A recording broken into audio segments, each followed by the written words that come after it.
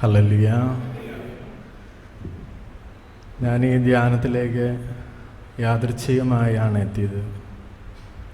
ഇവിടെ ഇങ്ങനൊരു ധ്യാനം നടക്കുന്നതായിട്ട് ഞാൻ അറിഞ്ഞിരുന്നില്ല. ഒരു സഹോദരി മൂലം അവരുടെ പ്രേരണയാണ്.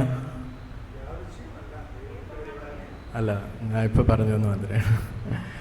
അപ്പോൾ ആ ഒരു സഹോദരിയുടെ പ്രേരണയിലൂടെ ഇവിടെ എത്താനിടയായി. ഇതൊരു ദൈവിക പദ്ധതിയായിട്ട് ഞാൻ മനസ്സിലാക്കുകയാണ്. ഇപ്പോൾ ഇവിടെ കേട്ട വചനങ്ങളെക്കുറിച്ചും ഇവിടെ പങ്കുവച്ച ചിന്തകളെക്കുറിച്ചും നമുക്കൊരു തർക്കം, വിവാദം നമുക്കിടയിൽ ഉണ്ടായിട്ടുണ്ടെങ്കിൽ സത്യമായും ദൈവരാജ്യം നമുക്കിടയിലുണ്ട് എന്നുള്ളത് തന്നെയാണ്. കാരണം ദൈവരാജ്യം എന്നും തർക്കത്തിന് വിഷയമാണ്. ബലപ്രയോഗത്തോടുകൂടെ നമ്മളെ തന്നെ മനസ്സിലാക്കുന്നുണ്ടെങ്കിൽ മാത്രമേ നമുക്കത് കണ്ടെത്താൻ കഴിയുള്ളൂ. ഇപ്പം ഇതുവരെ നമ്മൾ കേട്ടിട്ടുള്ളതും മനസ്സിലാക്കിയിട്ടുള്ളതും പാപത്തിൻ്റെ ദിശകളിലൂടെ പോയി ഒരു ഭീഷണിയുടെ സ്വരത്തോടുകൂടെ എല്ലാവരെയും ഒരു വടികൊണ്ട് പേടിപ്പിച്ചിരുത്തുന്ന ഒരു അധ്യാപകൻ എന്നുള്ള നിലയിലാണ് നമ്മൾ കണ്ടെത്തിയത്. പക്ഷെ അതിൽ നിന്ന് വ്യത്യസ്തമായി മറ്റൊരു ശബ്ദം വരുമ്പോൾ സംശയവും അസ്വസ്ഥതയും തർക്കവും ഒക്കെ ഉണ്ടാവുക ഒരു സ്വാഭാവികമായ കാര്യമാണ്. ഇപ്പോൾ ഞാൻ ഇവിടെ വന്ന് നിന്നത് സത്യം പറഞ്ഞു കഴിഞ്ഞാൽ തൊട്ടു മുമ്പ് ഇവിടെ സംസാരിച്ച വിഷയങ്ങളെ പ്രതിയാണ്.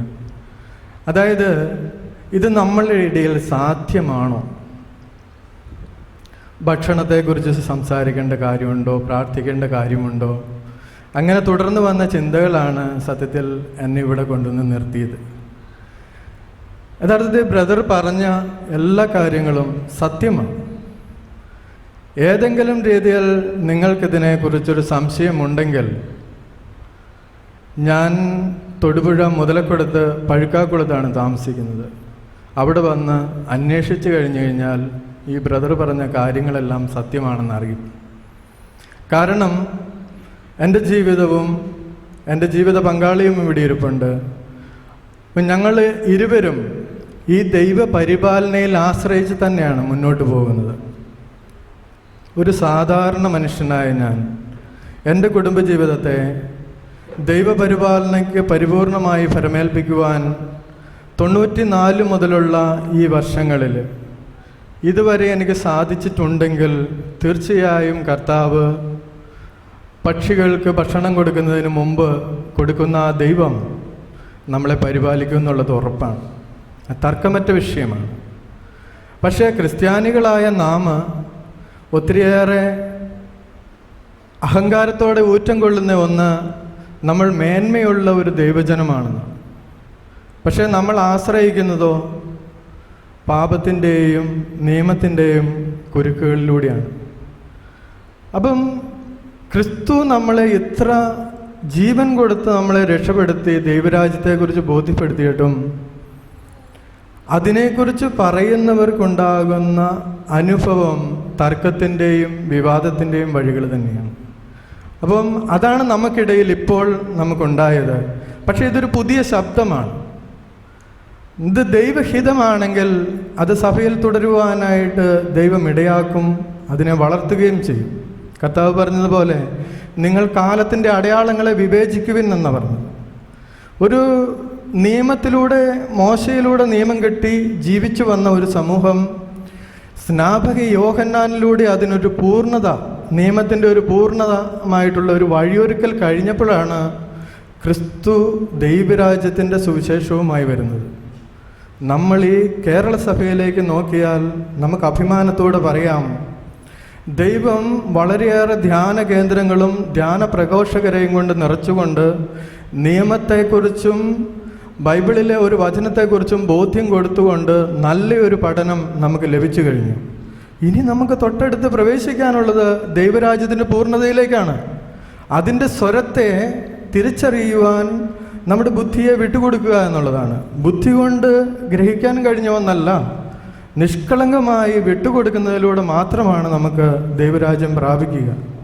ഈ സത്യത്തിലേക്ക് നമ്മളെല്ലാവരും, എനിക്കിവിടെ നിൽക്കാൻ തന്നെ വലിയ യോഗ്യതയുള്ളൊരു മനുഷ്യനല്ല, പക്ഷേ നിങ്ങളെല്ലാവരും സമൂഹത്തെ നയിക്കാൻ കെൽപ്പുള്ളവരാണ്.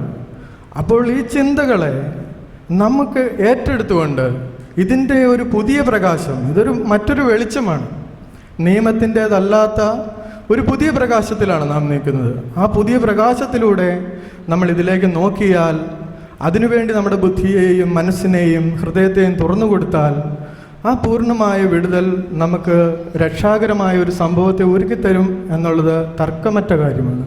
ഇതിലേക്കാണ് നമ്മളെ പരിശുദ്ധാത്മാവ് നയിക്കുന്നത്. കാണുന്ന ഒരു സംഭവത്തെക്കുറിച്ച് നമ്മൾ വിശ്വസിക്കുന്നു എന്ന് പറയുന്നതിൽ എന്തർത്ഥം?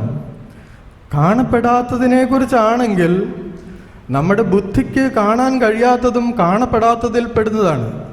അതിനെക്കുറിച്ച് കേൾക്കുമ്പോൾ പരിശുദ്ധാത്മാവിൻ്റെ സഹായത്തോടെ അത് ശരിയാണോ എന്നുള്ളത് പരിശോധിക്കുകയാണ് നമ്മൾ വേണ്ടത്.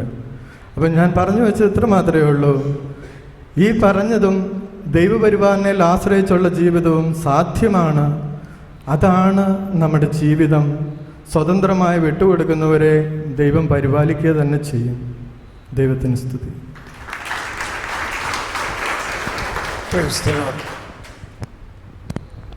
ആരെങ്കിലും? Yes, please come. സുവിശേഷ വേല ആണുങ്ങൾക്ക് മാത്രമേ ഉള്ളൂ എന്ന് തോന്നുന്നു. മോനെ ഇവിടെ ഇരിക്കേ. സഹോദരിമാരും സിസ്റ്റേഴ്സൊക്കെ വരൂ, അല്ലെങ്കിൽ ഇത്രയും പേരുണ്ടായിട്ട്. Praise the Lord. ഹല്ലേലൂയ. വർഷങ്ങൾക്ക് മുമ്പിലെ തോമസ് ബോൾ പ്രസാറിൻ്റെ ജ്ഞാനം പാലായിൽ ഉമ്പനാളം നടന്നു. ഞാൻ ശക്തമായിട്ട് വചനങ്ങൾ കേൾക്കുകയും ഗ്രഹിക്കുകയും ആഴങ്ങളെ ചെയ്തു.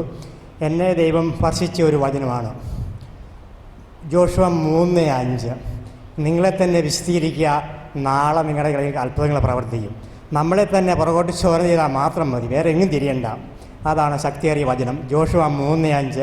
നിങ്ങളെ തന്നെ വിശദീകരിക്കുക, നാളെ നിങ്ങളുടെ കയ്യിൽ അത്ഭുതങ്ങൾ പ്രവർത്തിക്കാൻ തയ്യാറായി നിൽക്കുന്നതാണ്. ചെങ്കടലിനെ കരയാക്കി ഭിത്തി പോലെ രണ്ട് സൈഡിൽ നിന്ന് ദൈവം ഇസ്രായേൽ ജനങ്ങളെ മരുഭൂമിയിലേക്ക് കൊണ്ടുവന്ന, കാലയിലെ മുള്ളു പോലും കൊള്ളാതെ കൊണ്ടുവന്ന ദൈവം അവർക്ക് രാത്രികാലങ്ങളിൽ അവർക്ക് കാടപ്പക്ഷിയെല്ലാം കൊടുത്ത് മന്നായും കൊടുത്ത് അഗ്നിദീപവും മേഘസ്തംഭവുമായി ദൈവം അന്നും ഇന്നും ഒരുവൻ തന്നെ. കർത്താവിന് മാറ്റമില്ല. തെറ്റുപറ്റിയോ നമുക്കാണ്. കർത്താവിന് തെറ്റുപറ്റിയാൽ ഒരിക്കലും കർത്താവിന് തെറ്റുപറ്റിയാലോ. ഹല്ലേലൂയ. ദൈവം നല്ലവനാണ്. ഞാൻ രുചിച്ചറിഞ്ഞതാണ് ദൈവത്തിൻ്റെ സ്നേഹം. ഉമ്പിടിയോളം രുചിച്ചറിഞ്ഞതാണ്. ഇനി ഈ ജാനഹോളിൽ വന്നപ്പം മുതലേ ഈ തോമസ് സാറിൻ്റെയും പലരുടെയും സാക്ഷ്യങ്ങൾ കേൾക്കുമ്പോൾ ഞാൻ തോമസ് സാർ പറയും, കണ്ണടച്ച് പ്രാർത്ഥിക്കാൻ പറയും. എന്തെങ്കിലും അഭിഷേകമുണ്ടോ? അപ്പോൾ ഞാൻ കാണുമ്പോൾ കർത്താവിൻ്റെ കരുണയുടെ ഫോട്ടോയാണ് എനിക്ക് മുന്നിൽ എപ്പോഴും കാണുന്നത്.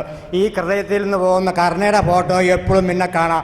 അത് കഴിയുമ്പോൾ ഏറ്റവും കരണ്ടടിക്കുന്ന പോലെ ശരീരത്തോടെ അഭിഷേകം നടക്കുകയാണ്. കുളിര് കട്ടാൻ വലിയ പനി വരുമ്പോൾ കൊച്ചുങ്ങൾക്ക് ഗുളി കയറിയിടുന്ന പോലെ എടുത്തിട്ട് കുളിര് കോരിയിടുന്നത് പോലെ അഭിഷേകം നടക്കുകയാണ്. പിന്നെ ഒരു 2-3 പ്രാവശ്യം വിസ്തുർവാന ഇങ്ങനെ പുറകെ നിൽക്കുന്ന ഭാഗങ്ങളൊക്കെ യേശുവിൻ്റെ നാമത്തിൽ കാണാറുണ്ട്.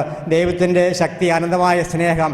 യോഹന്നാൻ സുവിശേഷം 14:6 വഴി സത്യവും ജീവനും ഞാനാകുന്നു. ദൈവത്തിൻ്റെ വചനത്തിന് യാതൊരുമായിട്ട് എബ്രായർ 4:12 ദൈവത്തിൻ്റെ വചനം സജീവ ഊർജിതവും ഇത് ഇതിൽവാൾക്കാർ മൂർജ്ജ സന്ധിബന്ധി മാംസമർജ്ജ ചോനയ്ക്ക് കീറിമുറുക്കിപ്പെട്ടു വിചാരിപ്പിച്ചാൽ നിവേചന പരിസ്ഥാത്മാന ശക്തി.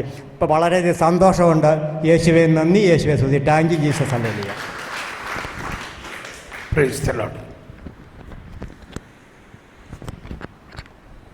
Price the Lord. എനിക്ക് ഉണ്ടായ ഒരു ബോധ്യം എന്ന് പറയുമ്പോഴത്തേക്ക്, ഞാൻ വേറെ ധ്യാനങ്ങളിൽ പോകുമ്പോഴും സ്വർഗസ്നായ പിതാവ് എന്ന പ്രാർത്ഥനയെക്കുറിച്ച് കേട്ടിട്ടുണ്ട്. 2 ഭാഗവും കേട്ടിട്ടുണ്ട്. ഇങ്ങനെ അത് പരിശുദ്ധ കുർബാനയെ കേന്ദ്രീകരിച്ച് ഞാൻ കേട്ടിട്ടുണ്ട്. അത് നമ്മുടെ ആത്മാവിൻ്റെ ഭക്ഷണമായിട്ട് നൽകുന്നതാണ്. എന്നാൽ പൂർണ്ണമായിട്ടും അത് നമ്മുടെ ദൈനംദിന അപ്പത്തെ അല്ലാതെ, ബ്രദർ പറഞ്ഞ വാക്കിതാണെന്ന് തോന്നുന്നു, തിയോളജിക്കൽ വിർച്യൂസ്, നമ്മുടെ ആത്മാവിൻ്റെ ഫലങ്ങൾ നമുക്ക് മറ്റ് സഹോദരങ്ങളുമായിട്ട് സ്വർഗരാജ്യത്തിൽ ജീവിക്കാനായിട്ടുള്ള എല്ലാം നമുക്ക് കർത്താവ് തരുന്നതാണ് ആ പ്രാർത്ഥനയിലെന്ന് പറഞ്ഞപ്പോൾ എനിക്കൊരു പുതിയ ബോധ്യമായിരുന്നു. എനിക്ക് തോന്നുന്ന തർക്കങ്ങൾ ഉണ്ടാവാനായിട്ടുള്ള കാരണം, ഞാൻ ഇംഗ്ലീഷ് ബൈബിൾ വായിച്ചപ്പോൾ അതിൽ എഴുതിയിരുന്ന 6:33 മത്തായിയുടെ അതിൽ എഴുതിയിരുന്നത് ഓൾ ദീസ് ആണ്. നമ്മൾ മലയാളം വായിക്കുമ്പോൾ ആദ്യം നിങ്ങൾ ദൈവത്തിൻ്റെ രാജ്യവും നീതിയും അന്വേഷിക്കും, അതോടൊപ്പം മറ്റുള്ളവയും ലഭിക്കും. പക്ഷേ ഇംഗ്ലീഷിൽ വായിക്കുമ്പോൾ ഓൾ അതേഴ്സ് എന്നല്ല, ഓൾ ദീസ്, അതായത് ഇവയും. അവിടെ ആ ഭക്ഷണത്തിൽ അത് മാത്രം. നമ്മൾ മറ്റുള്ളവയെന്ന് പറയുമ്പോൾ നമ്മൾ വേറെ എല്ലാം നമ്മൾ പഠിച്ചു വച്ചിരിക്കുകയാണ്. പക്ഷേ എനിക്ക് തോന്നുന്നു അത് ട്രാൻസ്ലേഷനിൽ ചെറിയ മിസ്റ്റേക്ക് ഉണ്ടെന്ന് എനിക്ക് തോന്നുന്നു. രണ്ടാമത്തെ ഒരു കാര്യം, ഈ പരിസയ സ്വഭാവത്തിൻ്റെ, അത് ഞാൻ നേരത്തെ പറഞ്ഞു. ഞാൻ യഥാർത്ഥത്തിലൊരു പ്രൊട്ടസ്റ്റൻ്റ് ഒരു വ്യക്തിയുടെ ബുക്ക് വായിക്കുമ്പോഴത്തേക്ക് അതിൽ ഞാൻ കേട്ടിട്ടുണ്ടായിരുന്നു പരിസയ മനോഭാവങ്ങൾ എന്ന് പറഞ്ഞിട്ട്. അതിൽ ഞാൻ വായിച്ചു. അപ്പം ഞാൻ ആലോചിച്ചു, കർത്താവേ, കത്തോലിക്ക സഭയിൽ ഇങ്ങനെ ആരും ഇതിനെക്കുറിച്ചൊന്നും പഠിപ്പിക്കും. അതെനിക്കൊത്തിരി ബോധ്യം നൽകിയതായിരുന്നു. അപ്പോഴത്തേക്ക് ഈ ധ്യാനത്തിന് എന്നെ കൊണ്ടുവന്നു. അതിലൂടെ ഒത്തിരി ബോധ്യം ആ ബുക്കിനേക്കാളും. കാരണം അതിൽ പരിസയ മനോഭാവങ്ങൾ പറയുന്നുണ്ടെങ്കിലും ഒരു ട്രയാങ്കുലർ മോഡലും യേശു നമ്മളിലുണ്ട്, പാപിയുണ്ട്, പരിസയനുമുണ്ട്. ആ പാപിയോട് ഈശോയ്ക്ക് പോകാൻ പറ്റുന്നുണ്ടെങ്കിലും പരിസയം കാരണമാണ് അത് നമ്മൾ കരുണ കാണിക്കാൻ സാധിക്കാത്തത്, ഈശോയുടെ രക്ഷയിലോട്ട് വരാത്തതും എന്ന് മനസ്സിലായത് അതിലാണ്. മറ്റൊരു സംശയമുള്ളത്, ഇപ്പോൾ നേരത്തെ ബ്രദർ ചോദിച്ചതുപോലെ, ഇനിയിപ്പോൾ ഈ സത്യങ്ങൾ കുറേയെങ്കിലുമൊക്കെ ഞങ്ങൾ അറിഞ്ഞു. അപ്പോൾ ഇനി ഒരു പാപം ചെയ്തു പോകുമ്പോൾ ഞങ്ങൾക്ക് ഞങ്ങളോടുണ്ടാകേണ്ട മനോഭാവം, അല്ലെങ്കിൽ ഇരിക്കുന്ന ഒരുപക്ഷെ ഞങ്ങൾ ധ്യാനം നടത്തുമ്പോൾ ആ ഇരിക്കുന്ന വ്യക്തികൾ പാപാവസ്ഥ വന്നിരിക്കുമ്പോൾ അവരോട് നമുക്കുണ്ടാവേണ്ട മനോഭാവം, അതിൽ നിന്നായിരിക്കും നമ്മൾ പ്രസംഗിക്കുന്നത്. അതെങ്ങനെയായിരിക്കണമെന്ന് കുറച്ചുകൂടെ ഒന്ന് വ്യക്തമാക്കി തന്നാൽ ഒത്തിരി നല്ലതായിരുന്നു. Thank you. Price the Lord.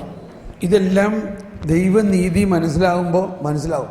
അതാണ് പറഞ്ഞത്, ആദ്യം നിങ്ങൾ ദൈവരാജ്യവും നീതിയും മനസ്സിലാകുവിൻ, അപ്പോൾ ബാക്കിയുള്ളതെല്ലാം മനസ്സിലാവും.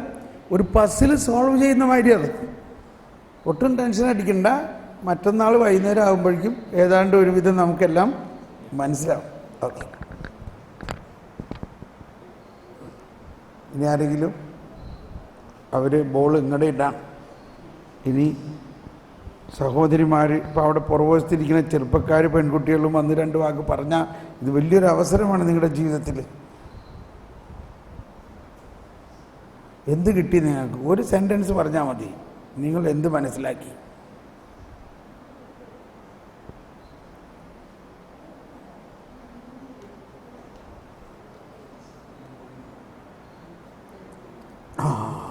ഒരു നല്ല കയ്യടി കൊടുത്ത്